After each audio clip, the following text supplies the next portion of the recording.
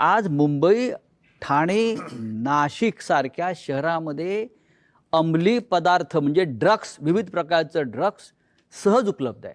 ठाण्यामध्ये परवा 5.5 कोटीचं मॅड्रेक्स पकडलं ठाण्यात. साताऱ्यामध्ये ड्रगची फॅक्टरी डेप्युटी CMच्या दारात पकडली. मुंबईमध्ये काल 2.25 कोटीचं ड्रग्स पकडलं. हे चित्र या महाराष्ट्रात यापूर्वी कधीच नव्हतं. आणि हे सगळं ड्रग्स गुजरातच्या मार्गे, मुंद्रा पोर्ट जे अडाणींचं आहे. हे चित्र तुम्हाला महानगरपालिका आहेत, प्रत्येक ठिकाणी महानगरपालिका आहे. हे चित्र गंभीर नाही का? ह्या सगळ्या गोष्टींच्या महानगरपालिकांशी संबंध काही नाही. पहिली एक गोष्ट लक्षात घेतली पाहिजे आपण.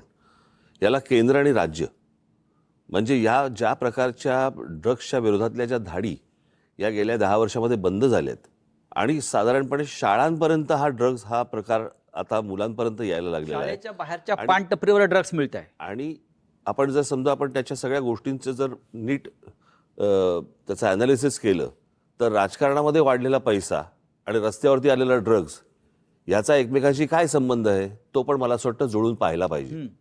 कारण एवढा राजकारणामध्ये ज्या प्रकारच्या निवडणुकांवरचा खर्च आणि सगळ्याच गोष्टी ज्या प्रकारे होत आहेत आणि ज्या प्रकारे ड्रग्ज रस्त्यावरती येतात आणि त्याच्यावरती कोण हे व्यवहार करतं ह्याच्यावरती कुठच्याही प्रकारच्या धाडी किंवा त्याच्यावरती कुठचीही बंधनं येत नाही आहेत.